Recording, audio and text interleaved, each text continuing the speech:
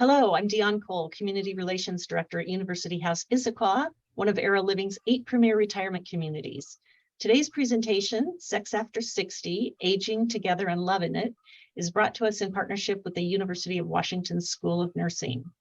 Before we start the presentation, I'd like to share a little bit about University House Issaquah and our partnership with the University UW School of Nursing.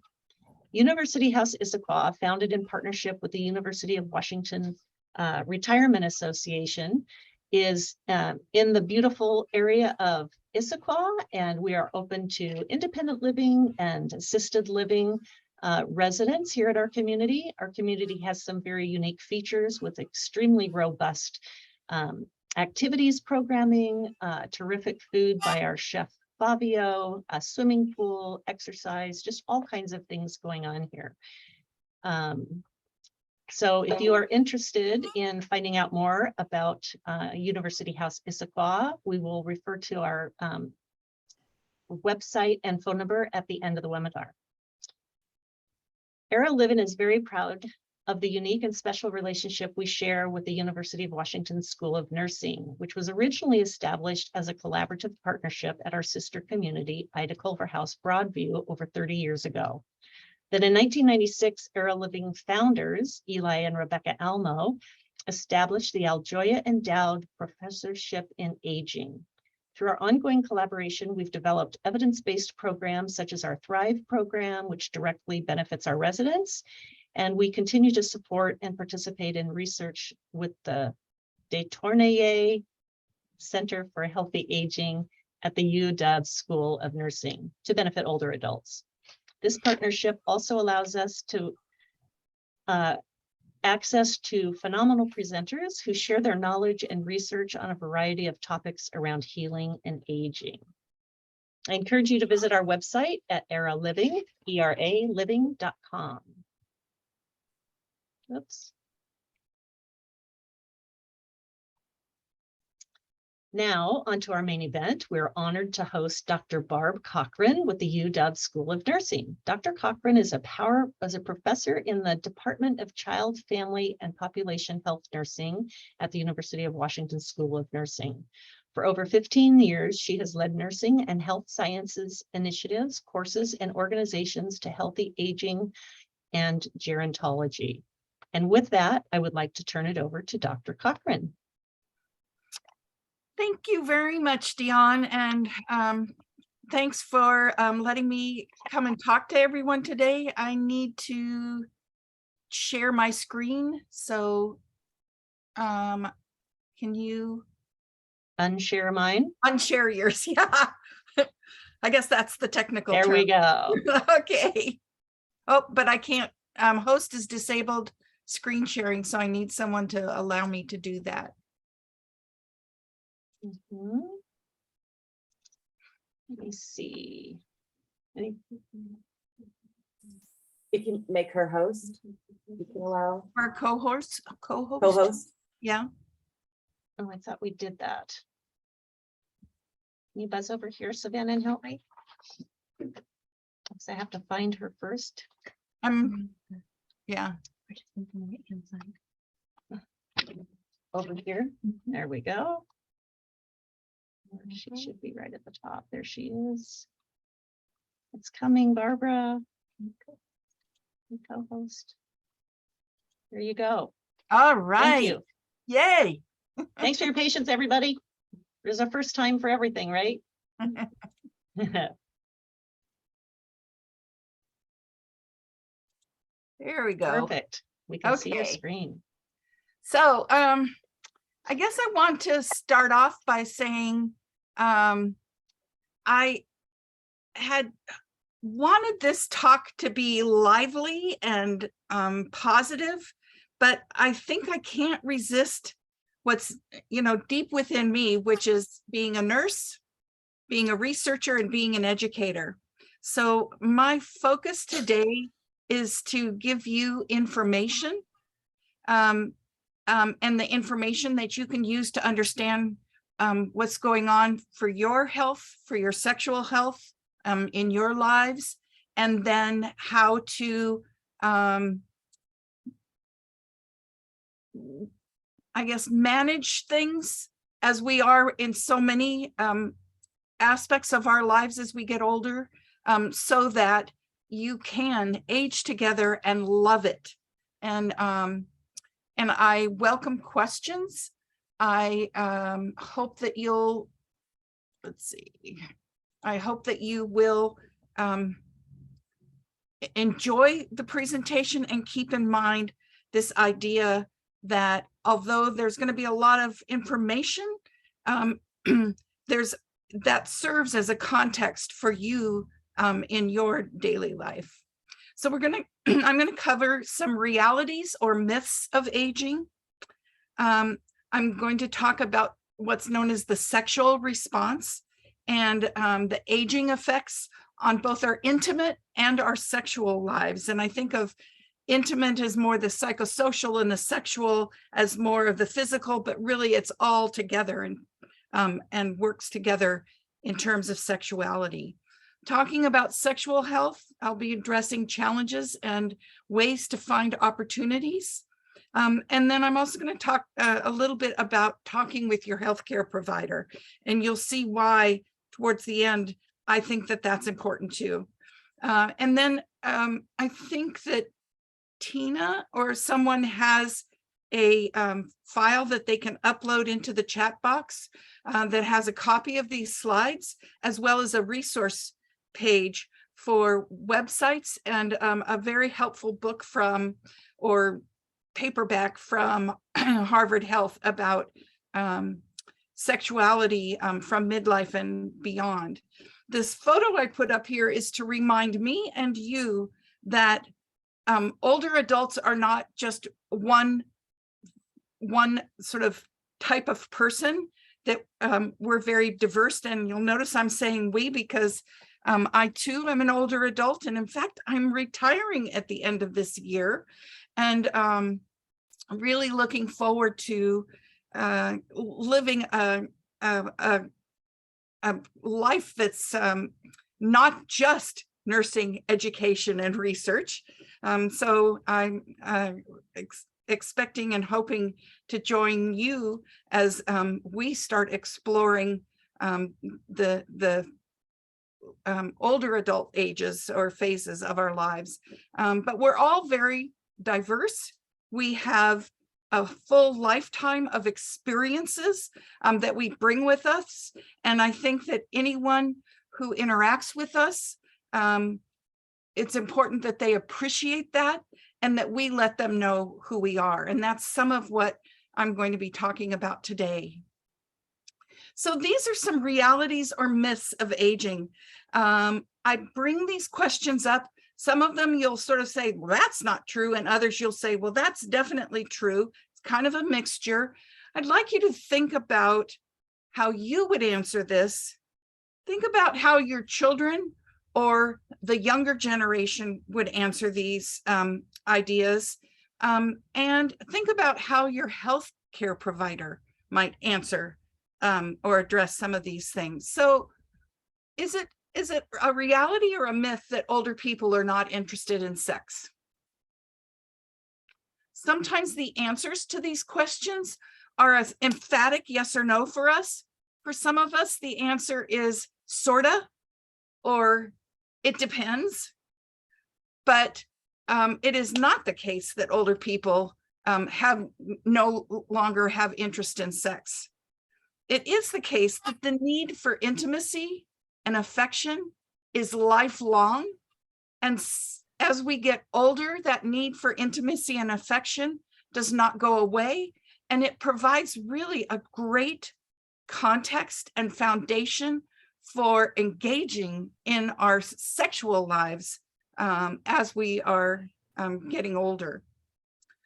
Sexuality, however, is not just expressed through intercourse. And so if you're thinking about sex as just being intercourse, that may be a challenge for you in some times of your life. And so if you think about sexuality as being an all-encompassing, consuming type of lifestyle, that probably comes closer to the reality of our lives. there are very positive links between sexuality and health as we get older. In fact, sexual activity can enhance our health, just as being healthy can enhance our sexual activity. And then it's important to remind ourselves that the aging body is attractive, sexy, and desirable, that we're confronted and sometimes overwhelmed with images and programs that seem to not appreciate that fact. I would recommend that you take a look at, seek out movies. I can't remember the full name of it, but it's about the Marigold Hotel, or the one with, what's his name? Keanu Reeves and Annie, the woman that was in Annie Hall, about As Good as It Gets, I think, where it actually celebrates the sexuality of older adults and their attractiveness. Sexual enjoyment and satisfaction does not necessarily decrease with age. There are a lot of aspects of our lives that slow down or take their time, but there's no reason why sexual enjoyment and satisfaction should decrease or go away. And another thing that we need to confront with people around us and hopefully educate the younger generation is that to have sexual interests, to have sexual fantasies, even as we get older, is not lecherous and not disgusting. It's playfulness and a happiness and an enjoyment in life with others. Another thing that people sometimes think about, feel guilty about, and it can affect your sexual activity, is that you are not responsible solely for your partner's orgasm. Instead, it's more of a mutual thing, and there are activities and agreements and arrangements that can be made so that both you and your partner facilitate the evolution of your sexual activity. Sexual dysfunction is not inevitable with aging. It's not the case that the equipment just doesn't work. And it is not the case that sex can be dangerous if you have heart disease or name your other health condition that you're worried about. It's just if you have a heart condition or other kinds of chronic health conditions, just like every other aspect of your life, you need to be careful and approach sex with maybe some accommodations. Sex after 60 is normal. And I mentioned even in congregate housing that at University House Issaquah, in skilled nursing facilities, we are still sexual beings. And those are environments where people can still meet others, become intimate and engage in sexual activity. And I think the sort of group congregate housing, living arrangements, assisted living or whatever, are really getting much better at acknowledging the importance of having an environment that supports sexual activity. It is not the case that older individuals avoid casual sex, particularly if you're not partnered. Casual sex is the way you start getting to know people, right? And so one of the things that you want to keep in mind as you are perhaps exploring sex with new partners is that you still do need to worry about sexually transmitted infections. So although condoms are often associated with avoiding pregnancy, they also help avoid sexually transmitted infections or STIs. And so that's something we still need to think about when we're engaging in sex with people. So here's my research hat. What does research on sexual activity in older adults show? Well, it does show that about 73% of people in their early older adult years, 57 to 64, are sexually active. About half, a little more than half in their 65 to 74 are sexually active. And about a quarter of people in their older years, 75 to 85 and beyond, are sexually active. I puzzled whether I would mention this, but one of the things I think about as I see this is my grandfather, who I loved dearly, and his wife, and they loved each other dearly. One of the things that I realized was that one time when I came to visit with them, I sort of ran into him in the hallway, and it was just after he and my grandmother in their late 80s had sexual activity, and it was a little bit embarrassing and yet such a celebration, and it really opened my eyes to perhaps my own stereotyping of my grandparents, to realize that they were in love and they were sexual beings still, even later in life. So this research study by Lindau et al. Showed that about 70% of men and about half of women 65 and over are interested in sex. That may be seeming a little squirrely, but if you look at the next statistic, about a little over a quarter of men and about 40% of women in that age range are partnered. And being partnered, or I should say not being partnered, has the greatest effect on our sexual activity as we get older. And if you think about it, in our society, in our culture, older men tend to be with slightly younger women. And so it's more rare for older women to still have spouses who are older than them. So we're going to see more men living with a partner than we are going to see older women. And so that's one of the influences of why we see these statistics about sexual activity in men versus women and being interested in sex.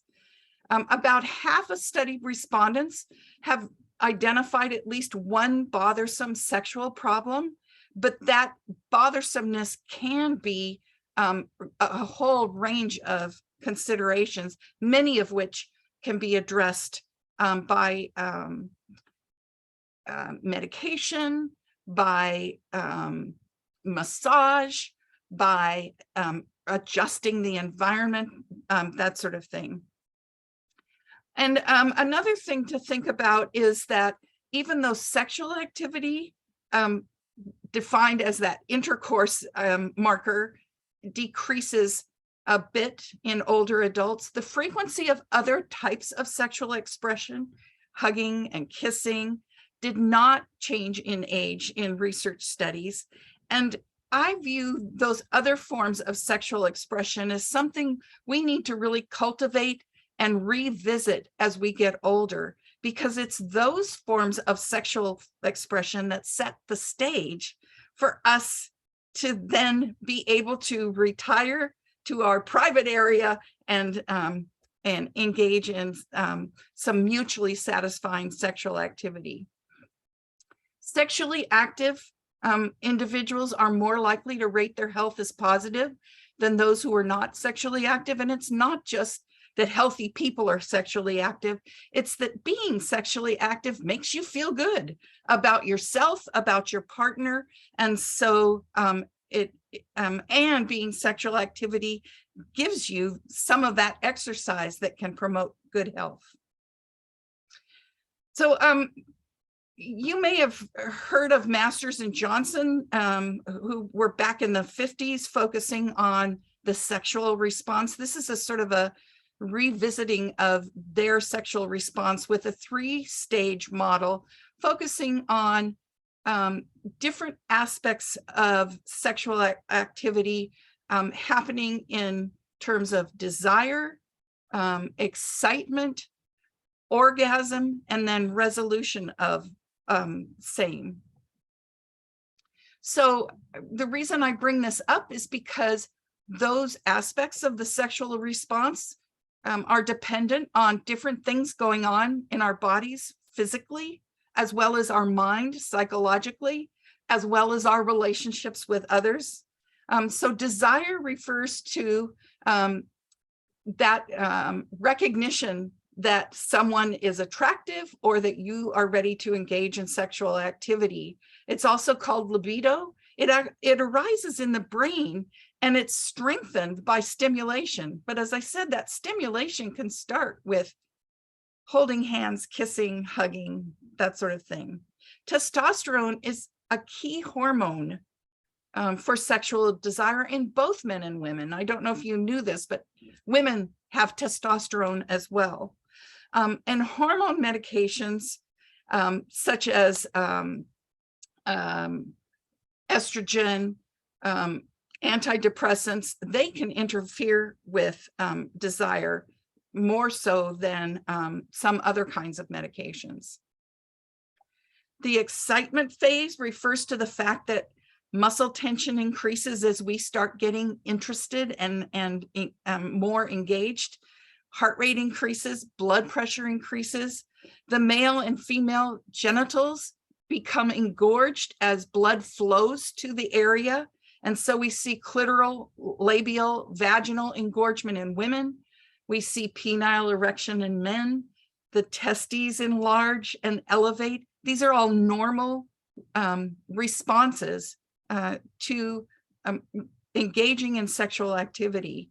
There's vaginal lubrication, and in men, a bit of glandular secretion to make things go smoothly and not have too much discomfort as body parts, I guess, are rubbing up against each other. And one of the things that we'll talk about is how changes of aging can influence that lubrication and glandular secretion. The bladder outlet closes off so that ideally we don't urinate during sexual activity. But sexual activity requires an intact nervous and vascular blood vessel systems in order for all of these things to work. And as we get older, there are some changes in those systems. And so that's why I'm sort of going into all of this information. Orgasm is a time during sexual activity when blood pressure, heart rate, and respiration peak. There's involuntary muscle spasms for both women in the vagina and for men in the penis. The prostate in men contracts, seminal vessels and the vas deferens in the penis result in semen being expelled from the penis. And you may be aware that men still have semen in as they get older, whereas women are not really releasing eggs as they in their older age. The force and the volume of the ejaculate from men can differ from one sexual encounter to the next. So if things aren't working exactly as you thought or hoped in one sexual encounter, that doesn't mean all is lost for every other one. It's just sex is dependent on all kinds of things going on. The duration of the orgasm is usually a bit longer for women compared to men. That's normal. It does require an intact nervous system outflow for all of that to happen correctly. And you may know that as we get older, there are some changes in how our nervous system is working, particularly in terms of sensing things out in the periphery or the out in our bodies. During the resolution stage, things return to a normal level of functioning. The swollen and erect body parts return to their previous size and color. There will be a general sense of well-being, maybe a little bit of fatigue, but I don't need to tell you, I hope that it's just a wonderful time and it's something that we can experience even as we get older. It is possible that women are can return to the orgasm phase a little bit more quickly than men, who often need a bit of recovery time. That's still the case even as we get older. So I've gone over sort of what's normal sexual response, and now I'm going to talk a little bit about the changes in our bodies as we get older to give you a sense of how things sometimes might not be exactly the same with every sexual encounter. For women, there are hormones known as FSH and LH that release in pulsatile patterns and actually have effects on our genitalia as well as on estrogen production, and those change. Women develop vasomotor symptoms, or what we know as hot flashes and night sweats. That's the most common reported symptoms. And even in there, we've documented hot flashes even in women in their 70s and 80s. Even though usually for women, vasomotor symptoms usually are just last about the first 10 years after menopause or during and after menopause. Ovarian size decreases, the weight decreases, and there's increased fibrosis. So if any of you are dealing with fibroids, that's a normal change of aging. Uterine size decreases. As you know, menstruation ends. There's a shortening and a narrowing of the vaginal canal, which can impact sort of how things feel for both the woman and the man during sexual activity. The vaginal wall gets thinner as this is a result of decreased estrogen. It's less elastic. There's decreased secretions or that lubrication, and there can be a change in bacterial flora, and that will become, these changes in the vaginal wall will become more important as we think about sort of those ways to manage and accommodate our changes of aging. And then there's loss of the subcutaneous fat and the elasticity of the external genitalia as well. So those are the changes that we see in women related to sort of the reproductive system. And in men, those changes are actually not as significant. As I said, men continue to produce viable sperm. The sperm are maybe decreased in the rate of production and how movable, modal they are. But pregnancy and contraception remain important considerations for men who are having sexual activity with women who might be childbearing.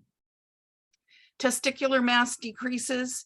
There is decreased testosterone secretion. Remember, I mentioned that testosterone is important for desire and libido. There are decreased secretions from the seminal vesicles, and that can result in decreased lubrication. And so potentially some a little bit of pain, or at least things not moving as smoothly. The elastic fibers, the collagen, and the smooth muscle in the penis can also decrease. I hope this is making sense. It's not embarrassing you as I'm using some of these terms, and that it rings true for some of your experiences. So remember that sexual response. These are the changes then that we see in desire, that the level of sexual interest, desire, activity, enjoyment in our younger years can actually impact our sexual function as we get older. So as a young man, a young woman, if you were not having a profound sexual interest, we're not having a lot of sexual activity, we're not enjoying sexual activity, as then it can impact your sexual function as you get older. And it may be one of the ways to address that, because as I said, sexual activity can enhance health, and health can enhance sexual activity. It may be helpful to talk with somebody who can revisit some of your experiences as a young person that may be impacting your sexual life as you get older. The decreased androgen production, androgen is just a word for testosterone, can affect your libido or desire in women as well. And women who are often very sensitive to touch their nipples and their genitals may get less easily aroused because of that decreased libido and arousal desire. So something to think about, things to manage, but certainly not insurmountable. Men also can have lower libido related to decreased testosterone levels, and that means it might take a little bit more time for arousal and physical reactions to occur. The excitement phase, there's generally a decrease in the sexual responsiveness because of those changes in hormone levels. So things may take a little bit longer, and they might not be quite as profound. Women do have decreased or delayed vaginal blood flow, so the engorgement isn't there, and that means there's decreased lubrication as well.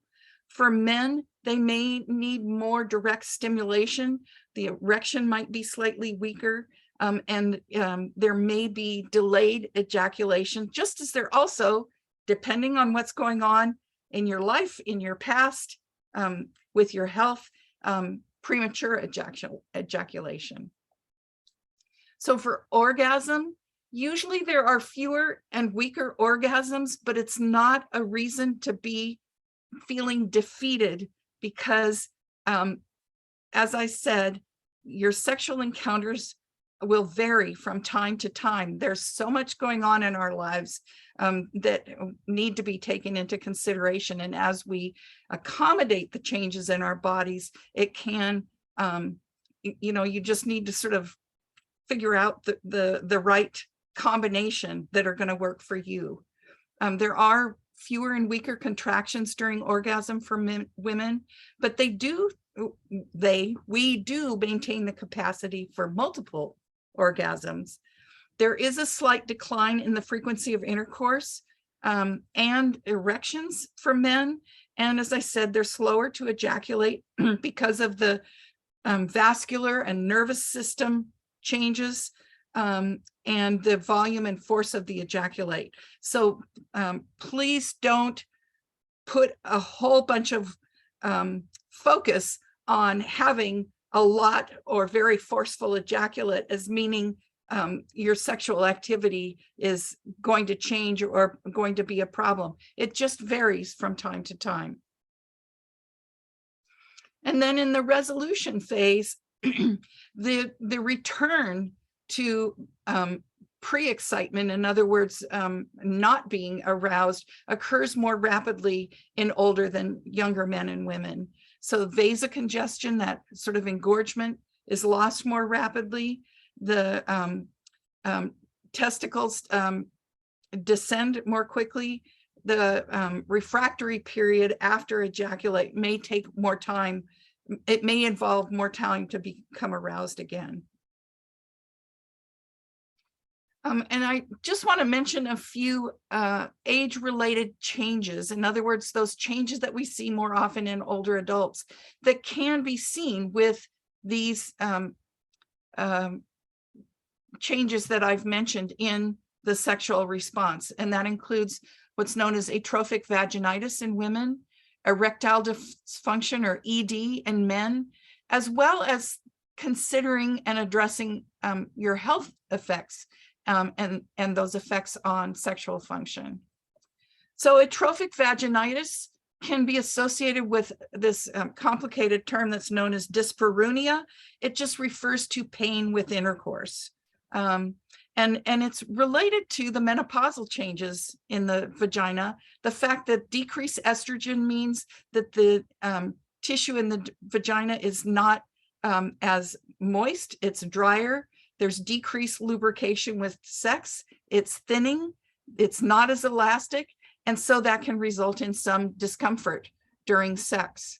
It affects not a lot, but about 1 to 5% of older sexually active women. Whereas if a woman has not been sexually active and then becomes sexually active, there may be a period during which they're experiencing more dyspareunia or this discomfort. But as they become more sexually active, that shouldn't be as much of a problem. There are treatment options. So the main thing that I think all know about is vaginal moisturizers or lubricants. And the best ones are those that are water-based. You can use intravaginal estrogen, in other words, not estrogen that you take by mouth, but estrogen gels and that sort of thing, which can keep the vaginal wall a bit moist. And then sometimes psychotherapy. And I think about that, as I mentioned, for if your life as a young woman was not satisfying sexually, it may be helpful to talk with somebody about that so that you can make sure that that is not going to be the case as you grow into your older adult years. Erectile dysfunction, or ED, we hear about it a lot. We see it on TV. There's all kinds of people pitching products for you. It just simply refers to an inability to achieve or maintain an erection that's adequate for sexual intercourse. And it's one of the most common sexual problems of older men. By age 70, about 70% of men have ED, but that does not mean all the time, every single time. And there are ways that it can be managed. If we think about a definitive diagnosis of ED applied to everyone, it occurs in about 25% of encounters with the same sexual partner. So if you are with the same sexual partner, the possibility of ED is usually less because you've got somebody that you can talk to and work with and develop some plans to address problems of erectile dysfunction. Cardiovascular problems, neurologic problems, again, because the nervous system is important for all these aspects of your sexual response to work, can influence things. Endocrine, or what's hormone diseases, surgical procedures, and a big one is medications that can influence erectile dysfunction. So it's not, like, oh my gosh, this is never going to get fixed kind of a thing. Other risk factors besides cardiovascular problems include diabetes, high blood pressure, hyperlipidemia or increased cholesterol, and smoking. So that's one thing to think about, because smoking can clamp down blood vessels. And so if blood vessels are clamped down, then blood can't flow and engorge and have things work as you'd like. Ways for managing and treating ED would first of all require a full evaluation, because there's multiple things that could be going on. And so it's really a good idea to see a physician if you are experiencing ED, to make sure that whatever you decide to do to manage it is appropriate for what's going on with you. There's medications, they're known as phosphodiesterase type 5 inhibitors. That's a really long word for these medications that are also known as Viagra and Cialis, Levitra. There are what are known as external vacuum tumescence devices, or just those pumps. There are vasoactive medication injections, and those can be done by the man himself, by you yourself, and not have to go in and deal with that. It's sort of like a pill, but it's not. It's I'm not sure what you'd call it, but it's a substance that you can insert in your urethra, is known as a medicated urethral system for erection. It's got some of the same medication that's in the injection. Testosterone supplementation, depending on what's going on for you, may help, because maybe the issue is libido and desire. Surgery may help. Sometimes prostate gland enlargement can be influencing erectile dysfunction, and so surgery may help. And then, just like for women, mental health counseling may help, particularly if there have been concerns about sexual activity younger, or perhaps your partner has changed and you're wanting to kind of work things out together. Stopping smoking, moderate alcohol intake, exercise, reducing obesity. These are all these great health habits that can have such wonderful effects for all aspects of our lives, can actually keep us healthy for sexual activity as well. And so those are things to think about if you are experiencing problems with ED. So I did mention then some of the illness-related effects on sexual function. Cardiovascular disease is one. Diabetes is one, because particularly the kind of diabetes that develops as we get older can have a strong influence on what we call end organ disease.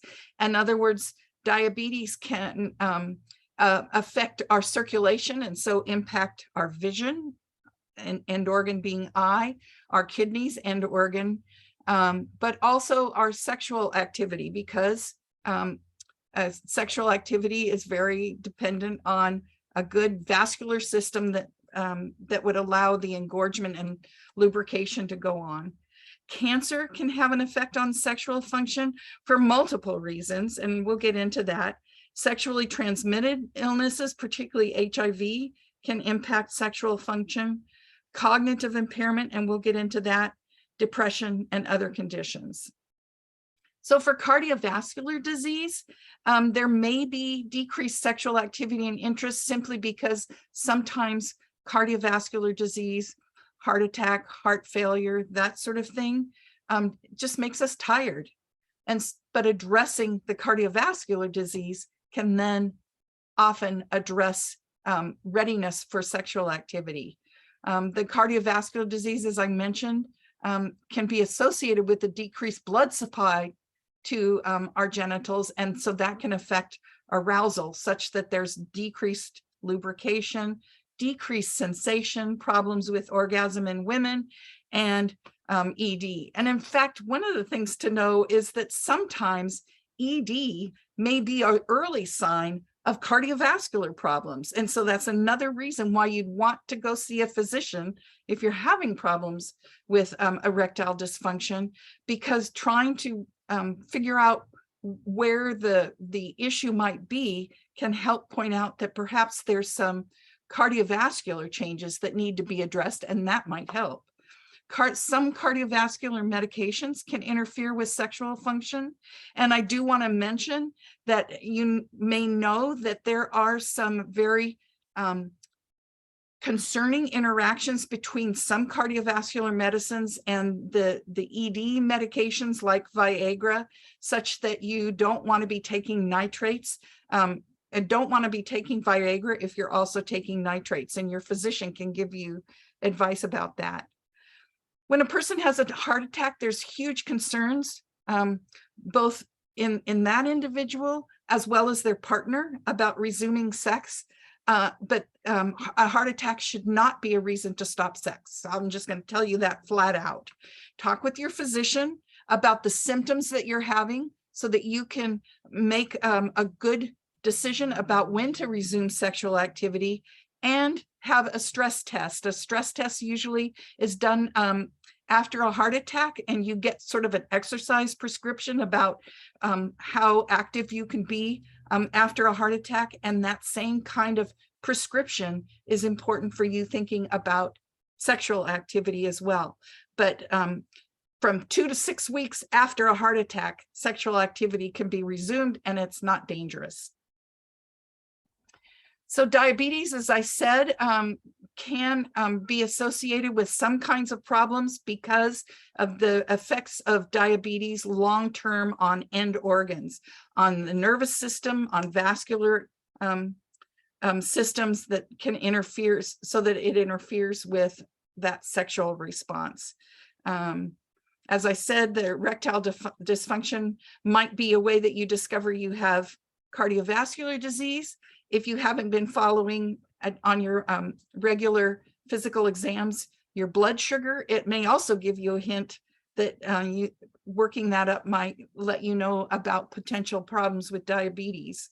Women with diabetes are more likely to experience that atrophic vaginitis and with an infection, because if the vaginal wall is dry, it can get injured during sexual activity, and so discomfort as well as infection can occur.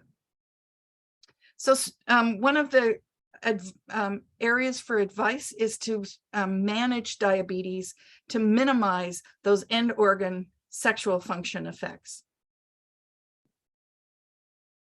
With cancer, sexual function issues can be related to the surgery. Some cancer surgeries can really change how you look and how you feel.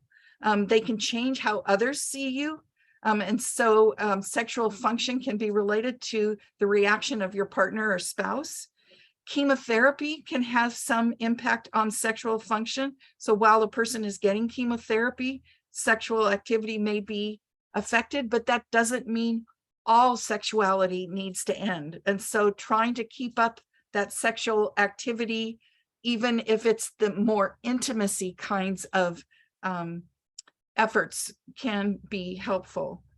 There are concerns about incontinence during sex with after cancer surgery, and it would just be well to talk with your healthcare provider about things that you can do to avoid having that, which can be somewhat embarrassing, but also if you know that it's a possibility, you can sort of make arrangements, including just making sure that you hit the bathroom before you have sex. The psychological impact of the diagnosis can also affect a person's sexual function. If you're worried about cancer, if cancer is a horrible diagnosis and you're worried about your survival, then that can certainly impact how you're thinking about sex. And so those are things that are helpful to talk with your partner about, helpful to talk with your healthcare provider, or even a counselor or a sex therapist. So sexual function problems, as I said, can include discomfort, erectile discomfort, dysfunction, or even that decreased libido or desire.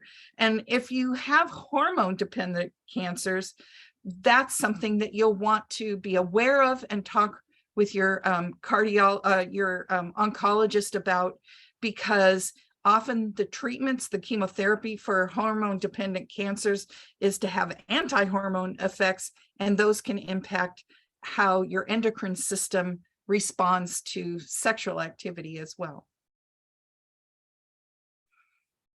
Okay, let's see how we're doing here.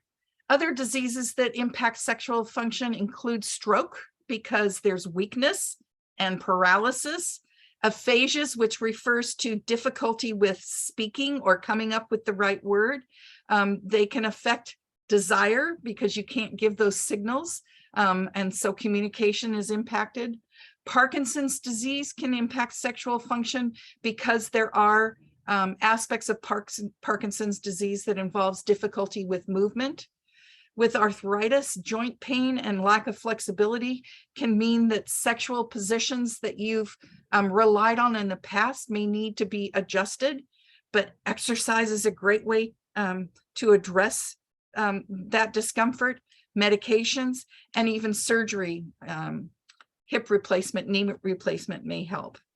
Benign prostatic hyperplasia, as I mentioned, can sort of alter blood flow to the penis, and that can have some effects on erectile dysfunction as well as ejaculatory dysfunction. And so those are all conditions that we experience more often. Well, I don't experience prostate hyperplasia, but you know what I mean. We experience as we get older, but there are ways to accommodate them, just as we accommodate so many other aspects of our lives when we experience these physical changes of aging.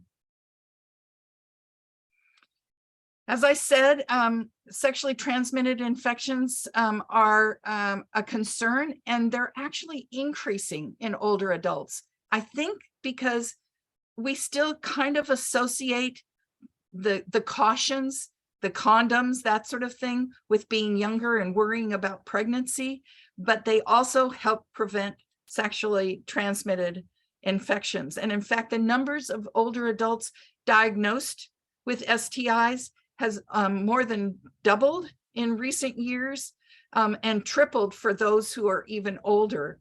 About 1/3 of people living with HIV/AIDS in the US now are 50 years and older. You know, that's not a death concern, but it can be that transmission can be minimized by continued use of condoms and getting educated about safe sex. One of the things that I wanted to mention about condoms is, I mentioned earlier about using water-soluble lubricants, and that's because other kinds of lubricants can break down the latex of condoms, and they can cause more problems than with discomfort because of vaginal atrophy. And I do want to mention that healthcare providers need education, not only about safe sex, but sexuality in general as well. And I'll get into that in a few minutes. A topic that's sometimes difficult to approach has to do with experiencing cognitive impairment and sexual function. Cognitive function is very important. As I said, communication is important, and sometimes as a person might develop some cognitive impairment, or their partner might have cognitive impairment, that kind of communication or synchrony gets a little bit problematic. Some people with dementia have a decreased ability to experience that sexual response, desire, excitement, or orgasm, in part because with dementia, it's harder to interpret those signals that we're used to seeing. Some people with cognitive changes may show increased interest, or it seems like increased interest, because the behaviors don't seem to sync up with what's gone on in the past. They may seem like sort of inappropriate behaviors. And so it's sometimes difficult to judge if the person is being inappropriate, or perhaps it's just difficulty interpreting the sensations, the arousal that a person feels, as well as what's going on. So treatment and management for cognitive impairment should address the person who's experiencing cognitive impairment or dementia, but also their partner, to be able to understand and not be too insecure, judgmental, angry about some of the changes that you might see. Depression can interfere with sexual function and with relationships with current or potential sexual partners. If you are wanting to meet new people and engage in sexual activity, it can decrease desire, and it can decrease ability to perform. What we see, as I mentioned, is more often in people who are having the same partner seem to experience fewer problems with sexual dysfunction than those who are still sort of out there meeting new people and having sex with different people. But one of the issues for individuals who have depression is that it interferes with your ability to get out there in the world and engage and be enthusiastic. And so that means a problem with ability to perform. But that doesn't mean it's going to be a long-standing thing. It can just be that particular encounter. One of the catch-22s that we are aware of with depression is that its treatment can both help and detract from our sexual health. So if depression is treated effectively, then a person's libido improves and their sexual dysfunction decreases. But sometimes the medications that are used to treat depression can affect sexual function. And so that's something that's important to check in with your healthcare provider if you are getting medication to treat depression. Okay, so promoting sexual health, it's all of these things that we know are good for all aspects of our health: eating healthy, exercise, weight management, getting sufficient sleep, decreased alcohol intake, and not smoking. A healthy lifestyle can benefit our health tremendously, including our sexual health. And then thinking about ways to promote our sexual health by addressing the effects of aging on that sexual response or sexual function, managing our chronic illnesses, reviewing medications, bringing your medications to your healthcare provider and going through them. If you're having issues with sexual function, they can help you to perhaps identify other medications that don't have a profound effect. Looking at your level of activity and ways to modify your environment. So is your environment comfortable? Is the temperature good? Are you able to find private areas for sexual activity? Those are things to think about, because some older adults move in with family members, and so that can make it a little bit more difficult. Sometimes family members have moved back in with them. And so just thinking about that, it is very important for your health, both your psychological and your physical health, to still be able to stay sexually active. And then, as I said, have a discussion, seek some education, or even provide some education to your healthcare provider. Sexual function can enhance your health and your quality of life, because if you're sexually active, just like staying physically active, it improves your functional status, your mobility, improves your mood, and it helps you to promote and feel positive about a healthy lifestyle. And a key part of promoting that sexual function should be a comprehensive assessment. And we don't always get that kind of an assessment when we see our healthcare providers, but it should include a full health history, a review of systems, as I've gone through all kinds of aspects of our body systems, and the changes we experience with aging can affect our sexual health. Reviewing medications, including the alternative medications that we might be using, herbals and supplements, those can have effects on our sexual health, our sexual activity as well. A physical examination, a cognitive assessment, so that you can understand both for yourself and your partner the sexual decision-making process, and are you and are they able to consent and willing to consent? And then looking at blood levels of hormones, prostate specific antigen, those kinds of things, blood sugar, will give you some cues about ways to address the changes that we experience and therefore enhance our health. Talking with our healthcare provider is important. Sexual changes can be related to underlying medical conditions and not, as I said, meaning that, sexual activity is just not going to be a part of your life. There could be something going on medically that can be addressed. And it's important to know that providers may wrongly assume that you are no longer having sex, particularly if you don't bring it up. So they might not bring it up because you haven't brought it up, and they're making the wrong sort of stereotypical assumption that you're no longer having sex. The other thing to know is that healthcare providers don't always get a great deep education in sexual issues. And so they might be a little bit insecure about what they know and how able they are to advise and treat sexual issues. They can be just as embarrassed as you. And if you can bring up that you have some concerns about your sexual health, perhaps they can explore what's going on with you and then determine what might be most helpful. Another thing to think about is providers may hesitate to bring up the subject because, and you probably have this experience nowadays, they're all kind of blocked into the 15-minute visit, and they've got to do their encounter with you in 15 minutes and then move on. And so here are some suggestions about talking with your healthcare provider. When you're making your appointment, identify the reason for your visit to see if a little bit of extra time can be allowed.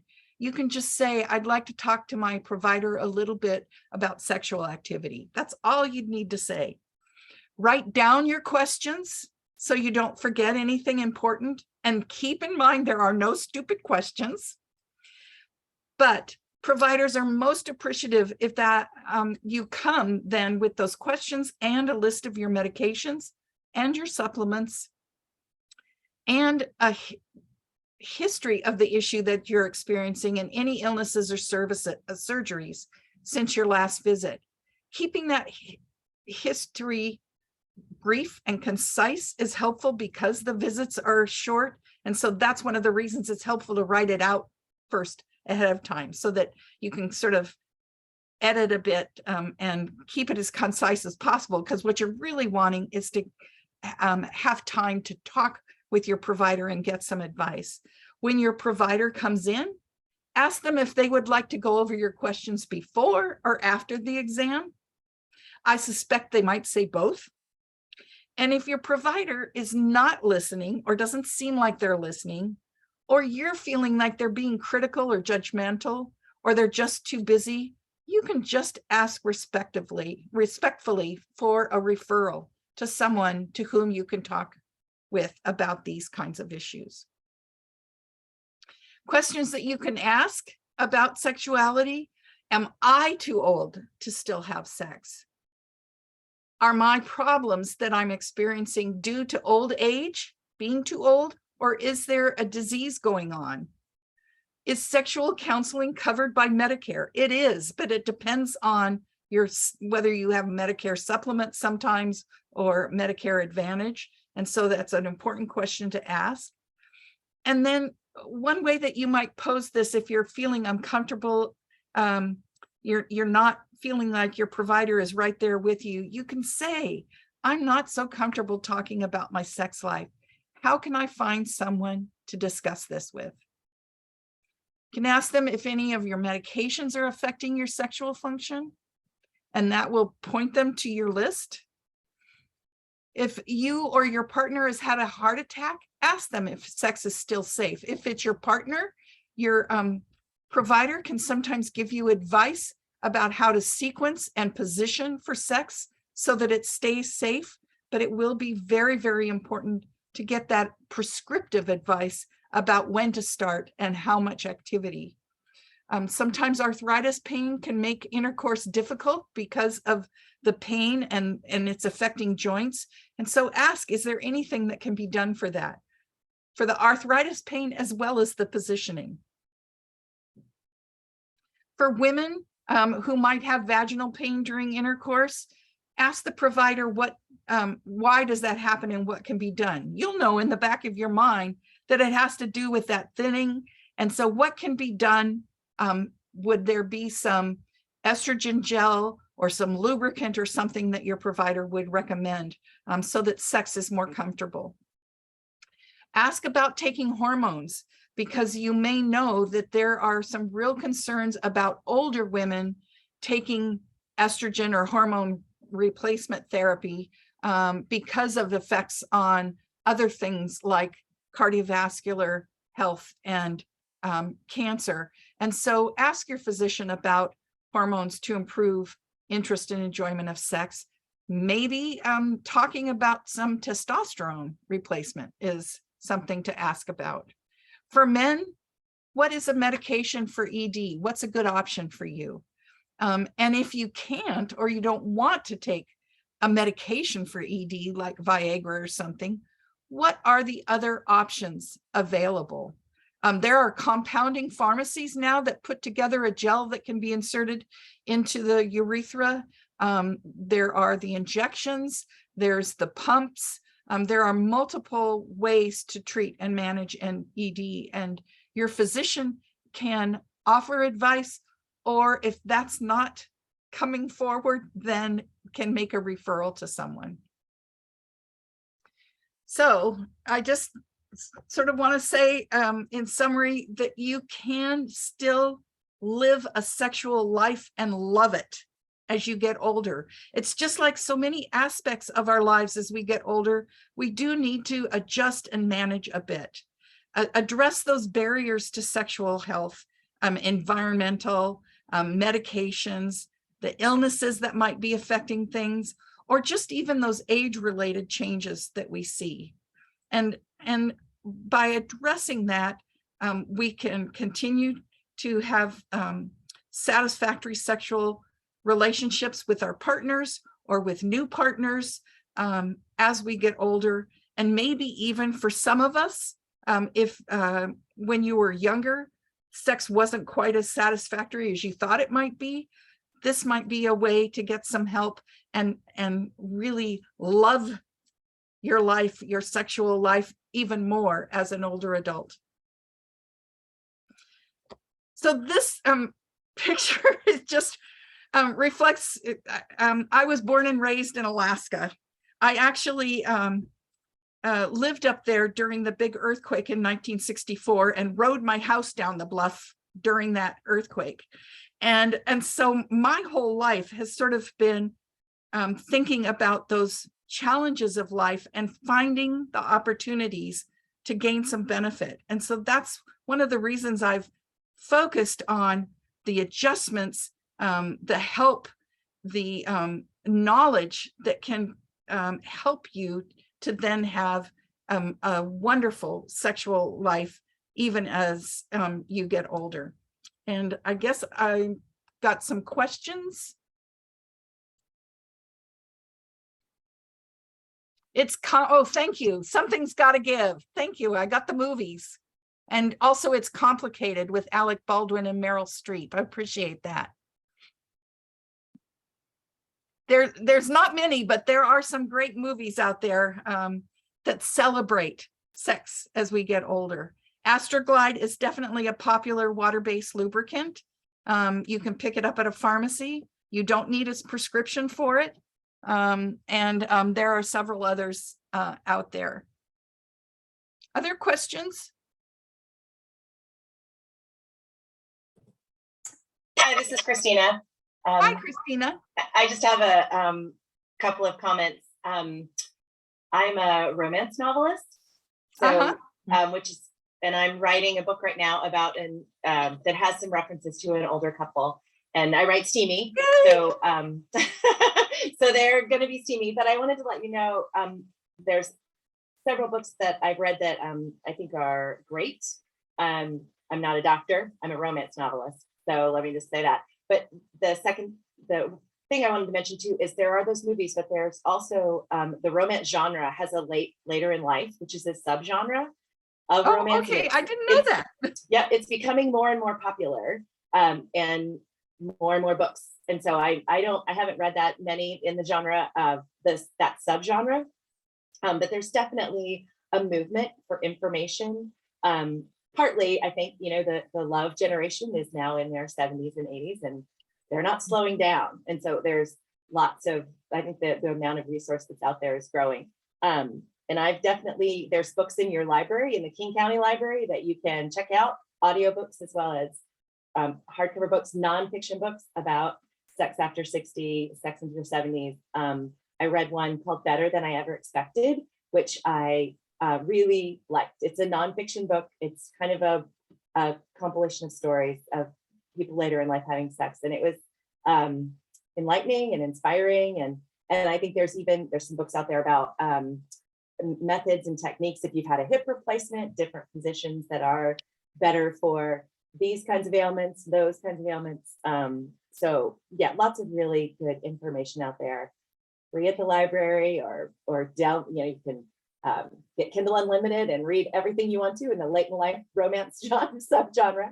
Yeah, that makes me think one of the things that would be ideal that I should have pulled together would be some kind of a, favorite movies and books and things like that. Sometimes it's hard to find a book that would cover, I haven't found a book that would cover all that you might do for various health changes. Instead, it's usually you go to the book about that health change, and then it will tell you also about how to address the sexual aspects. The nice thing is that, our society is changing, and our openness to these kinds of discussions are increasing, which means we're seeing them in, thank you for sharing that about the romance novels, in books, in movies. And maybe, Dion, that's something that, Issaquah could do, is a list of people identifying their favorite books about sexual activity or couples that are still intimate and engaging in sex. Because you're right. Being in the romance genre, it's what usually, 25-year-old guys that can go all night, right? So that the genre is evolving and changing. So don't be afraid to dive in and look around, because it's not reflective of reality. And I think reality is leaking into the art a little bit, and it's an exciting thing. So. Well, and it's one of the nice things about some of those movies, because through the professional lighting and all of that photography, it puts the person in the light that they, an older body is beautiful and desirable, whereas other movies tend to emphasize, the sort of stereotypical views. And so having that better perspective is becoming more and more part of our society, which is great. Well, and one of the stories I have to share, one of the stories from the Better Than I Ever Expected book, and I borrowed a little bit in the romance novel I'm writing right now.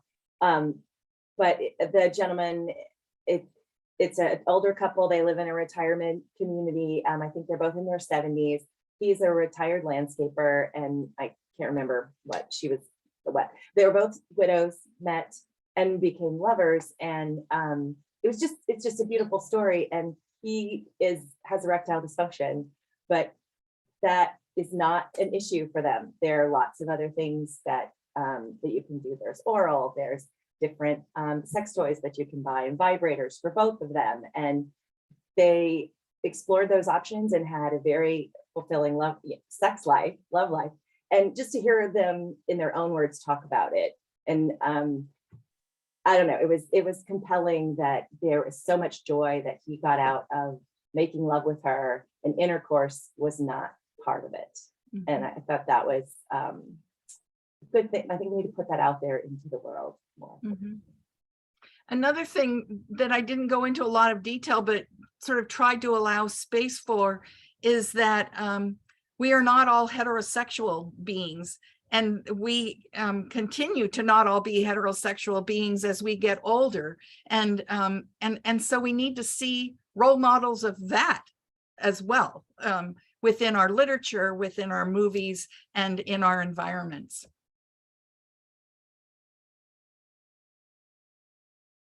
Very good. Thank you so much. I'm not seeing any more questions, Dr. Cochran.